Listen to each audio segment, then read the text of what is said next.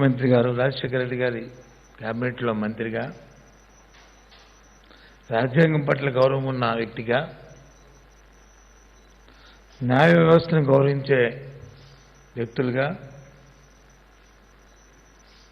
వాస్తవ విషయాల్ని ప్రజలకు కొన్ని విషయాలు చెప్పాల్సిన అవసరం ఉన్న నేపథ్యంలో ఈరోజు ముందుకొచ్చాం. మా మనసులో ఉన్న విషయాల్ని, జరుగుతున్న పరిస్థితిని, వ్యవస్థలో జరుగుతున్న పరిస్థితుల్ని, నిన్న మొన్నటి రోజున న్యాయస్థానాల్లో వచ్చిన తీర్పుల్ని అవగాహన చేసుకుంటూ రాజ్యాంగం పట్ల, న్యాయస్థానం పట్ల గౌరవంతో వ్యక్తిగతంగా నాకు కానీ, మా ప్రభుత్వానికి కానీ, మా ముఖ్యమంత్రి గారికి కానీ మళ్ళీ చెప్తున్నాను, న్యాయస్థానం పట్ల, రాజ్యాంగం పట్ల విధేయత, గౌరవంతో చెప్తున్నాం.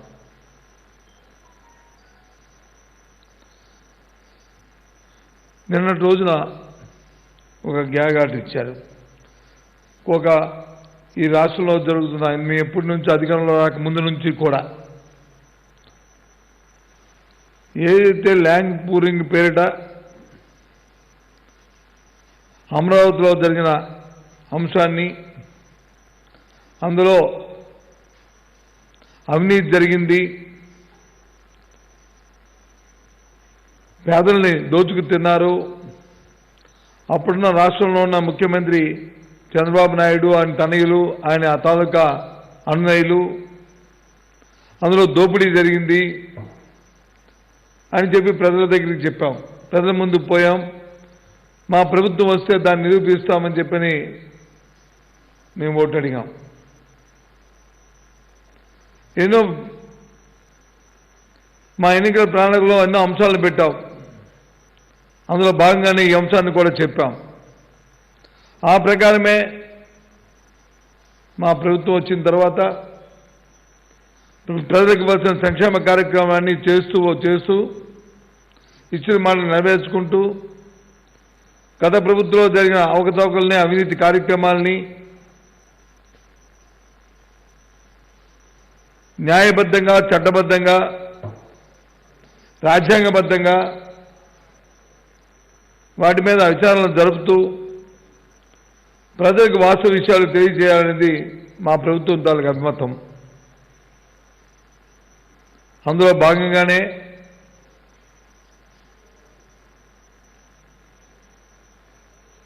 ఏదైతే అమరావతిలో జరిగిన ఇన్సైడ్ ట్రేడింగ్ ఏదైతే ఉందో దాని మీద రాజ్యాంగబద్ధంగా ఎన్నుకోబడిన మా ప్రభుత్వం శాసనసభలో చర్చ జరిగిన తర్వాత ఒక క్యాబినెట్ సబ్ కమిటీని క్యాబినెట్లో నిర్ణయించి ఆ కమిటీ విశదంగా పరిశీలించిన తర్వాత అవకతవకలు జరిగాయని ప్రేమాభిసి ఉన్నదని తెలిసి అటు విజిలెన్స్తోనూ ఇటు సిట్ని ఏర్పాటు చేసి వాటితో కూడా పరిశీలించమని చెప్పిన విషయం తెలుసు. ఇది ఈరోజు జరిగింది కాదు, సంవత్సరం కింద నుంచి జరుగుతున్న విషయం ఇది. అందులో భాగంగానే కొన్ని అంశాలు మా దృష్టికి వచ్చిన తర్వాత అవి చాలా అవినీతితో కూడుకున్నవి, అందులో నిగూఢమైన విషయాలు ఉన్నాయనే విషయంతో ప్రభుత్వం ఏసీబీ ఆదేశించిన పేరు ఏసీబీ ఒక ఎఫ్ఐఆర్ను రిజిస్టర్ చేసి ముందుకు పోతున్న నేపథ్యం.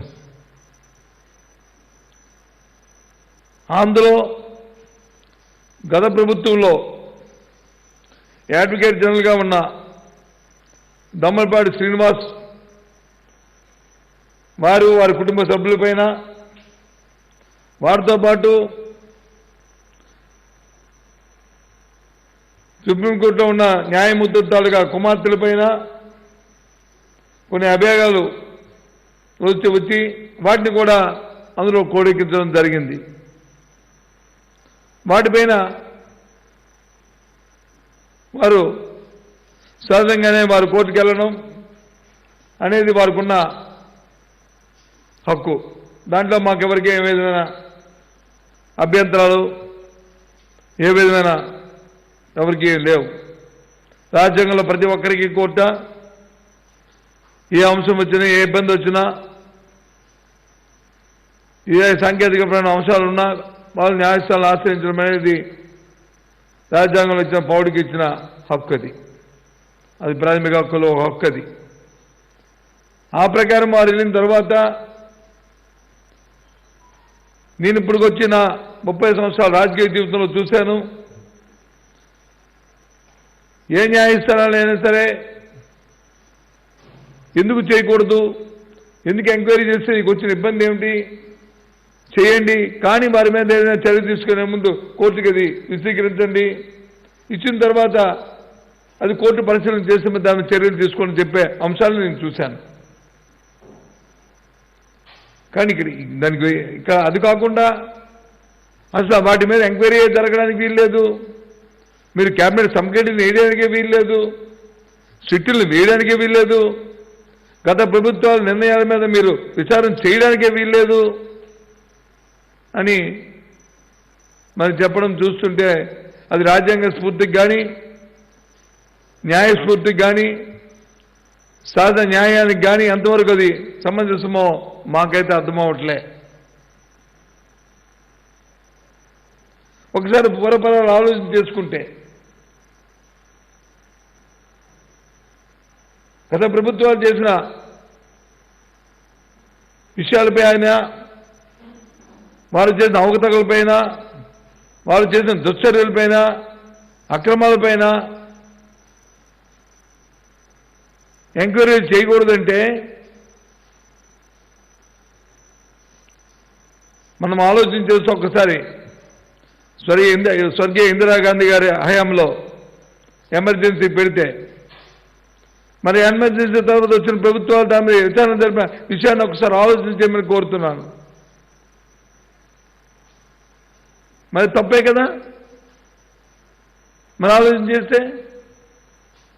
తర్వాత జరిగిన ప్రభుత్వాల్లో ఈ రాష్ట్రంలో ఈ దేశంలో ఎన్ని స్కాములకి మనం ఎంక్వైరీ చేశా. కొన్ని న్యాయస్థానాలు కొన్ని వచ్చి ఆదేశించాయి, కొన్ని వచ్చి ప్రభుత్వాలు మరి వారిని చర్యలు తీసుకోవాలని వారిని ఎంక్వైరీలు వేసినాయి.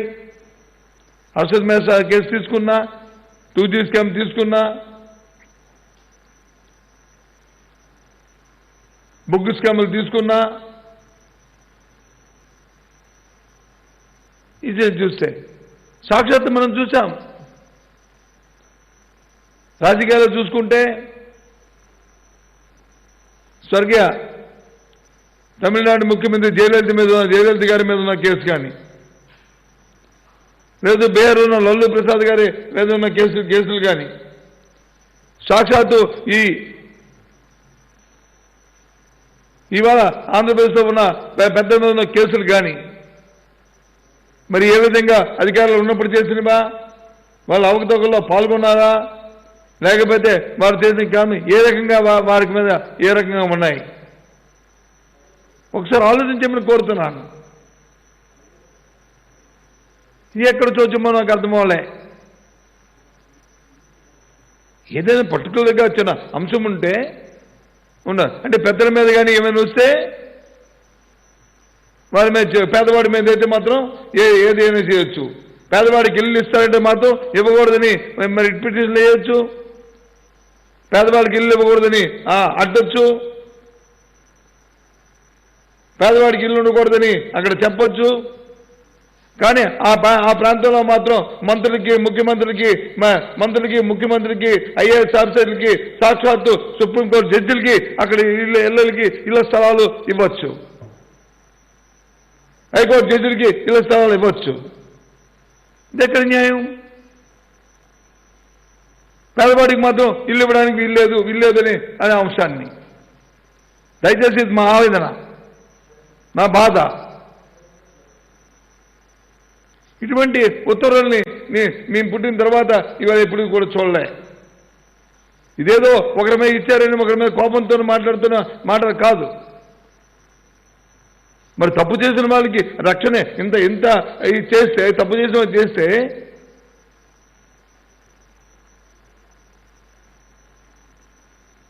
అంటే దీన్ని బట్టి చూస్తుంటే గత ప్రభుత్వంలో అంటే రాజకీయాల్లోకి వచ్చిన వాళ్ళు, ప్రజలతో ఎన్నుకబడిన వాళ్ళు,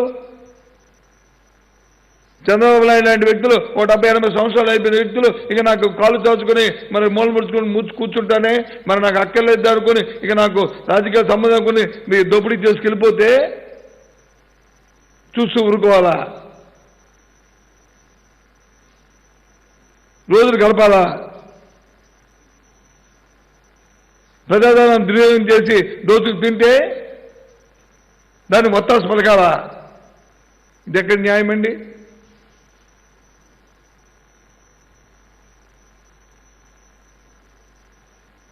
ఇది ఒక ఆవేదన, ఇది ఒక బాధ. పెద్దల పేర్లు ఉంటే టీవీల్లో రాకూడదు, పెద్దల పేర్లు ఉంటే సోషల్ మీడియా రాకూడదు, కానీ పేదవాడి పేరు కానీ చిన్నవాడి పేరు ఉంటే వాళ్ళు మాత్రం రావాలి. ఇది నేనంటున్న మాట కాదు, ఇది నా మాట కాదు. ఈ భారతదేశంలో ఉన్న అందరూ కూడా సాక్షాత్తు న్యాయ కోవిదులు కూడా ఇవాళ మాట్లాడుతున్న మాటలు ఇవి. వాళ్ళు యావత్తు మా పార్లమెంట్ సభ్యులందరూ ఇవాళ పార్లమెంట్లో మాట్లాడారు. చట్టసభల్లో చట్టాలకు హక్కులు చట్టాలకు ఉంటాయి, చట్టసభలకు ఉన్నాయి. రాజ్యాంగం మాకు ఇచ్చిన హక్కుల్ని మేము ద్వారా ఇవాళ కేబినెట్ సబ్ కమిటీ కానీ మిగతా కమిటీ దర్యాప్తు సంస్థలు కానీ మేము నియమించాం. అంతేగాని చట్టాన్ని చేతిలో తీసుకుని రాజ్యాంగాన్ని తోలనాడి మేము చేయలేదే. అది ఏంటని చాలా బాధగా ఉంది.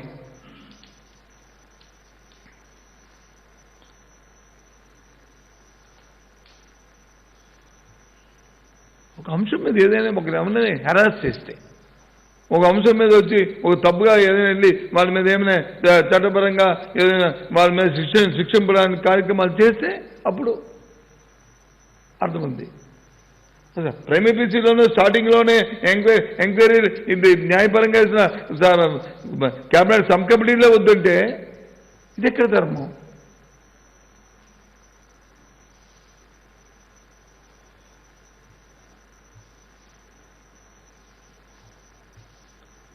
వేసిన పిల్లు ఎవరేశారు?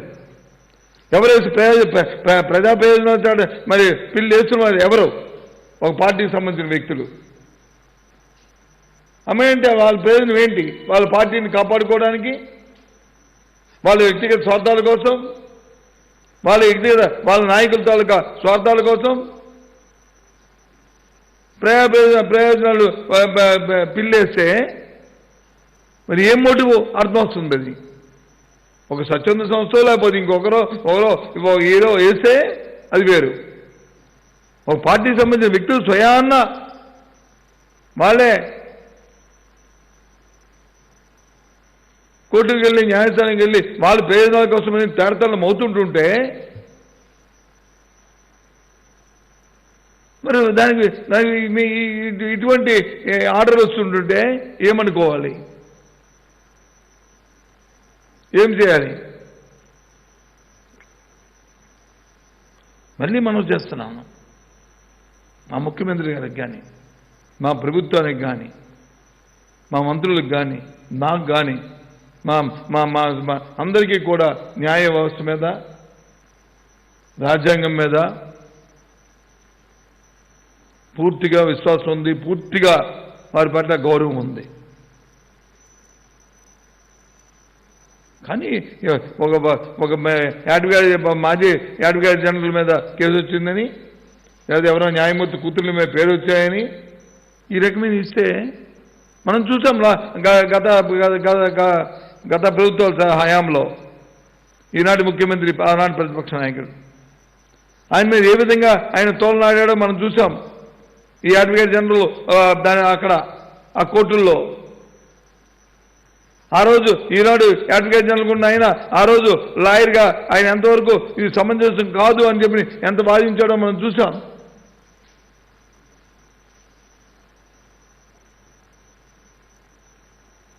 ఏం జరిగిందో మనం చూసాం. రాష్ట్ర ప్రజలందరికీ తెలుసు. ప్రజలందరూ కూడా మేము ఇచ్చిన మేము అనే మాటల్ని విశ్వసించారు. ఈరోజు వచ్చి ప్రభుత్వాన్ని ఇచ్చారు, మీరు వచ్చి ప్రభుత్వాన్ని నడిపించమన్నారు. ఇచ్చిన మాట నిలబెట్టుకోవడానికి అవి నీతివంతమైన ప్రభుత్వాన్ని ఏర్పాటు చేయడానికి గత ప్రభుత్వాలు జరిగిన అవకతవకల్ని అవినీతి కార్యక్రమాల్ని మరి ఎండగట్టడానికి ప్రజలకు తెలియజెప్పడానికి ప్రయత్నాలు చేస్తుంటుంటే మరి ఇటువంటి అయితే ఏ రకంగా ముందుకెళ్తాం మేము? ఏ రకంగా ఈ ప్రజాస్వామ్యంలో మాకు ఎక్కడుంది మాకు న్యాయం?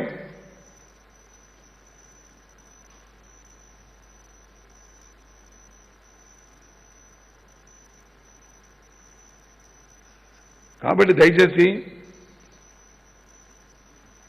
ఎందుకంటే ఈ ఒక్కసారి ఏం కాదు, మనం చూసాం.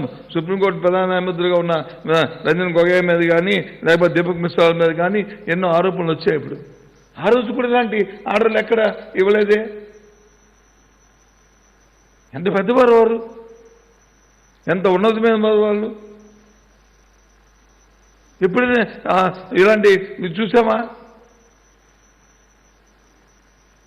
అలాంటి పెద్దల మీద వచ్చినప్పుడు ఎంతో బాధపడ్డాం. ఇలాంటి ఆరోపణలు చూసి మనాటి వాళ్ళని ఎంతో బాధపడ్డాం. ఎందుకు వచ్చిందో పాపం వాళ్ళ మీద ఎంత అపోహలు ఎందుకు వచ్చాయని చెప్పి మేము మా మనసులో ఎంతో బాధపడ్డాం. కానీ ఆ రోజు కూడా ఇలాంటి ఆర్డర్లు ఎప్పుడు ఇవ్వలేదు. ఇలాంటి గ్యాగ్ ఆర్డర్లు ఇది ఎక్కడిది? ఏదేపటికీ మూల స్తంభాలు ఉన్నాయి. ఎవరు వారి పని చూసుకోవాలి. చట్టం ఆ పని చట్టం పని చేసుకోవాలి. న్యాయస్థానం అలాగే శాసన వ్యవస్థ శాసనాలు, ఎగ్జిక్యూటివ్ పత్రికా రంగం 4 స్తంభాలు 4 ఎవరు పరిధిలో వారు కార్యక్రమాలు చేసుకున్నప్పుడే పూర్తి పరిపక్వత వస్తుంది. రాజ్యాంగ స్ఫూర్తికి అప్పుడు అది వస్తుంది. అది ఆ లిమిట్స్ కానీ దాటిన తర్వాత దానికి ఇంకా ఎల్లలు ఉండవు. దానికి ఇంకా ఒకసారి క్రాస్ అయితే దయచేసి అలాంటి పరిస్థితులు రాకూడదని మరి నమ్ముతూ రాజ్యాంగం పట్ల న్యాయ వ్యవస్థ పట్ల గౌరవం ఉన్న వ్యక్తులుగా మా ఆవేదనని మా బాధని ఇవాళ తెలియజేస్తున్నాం.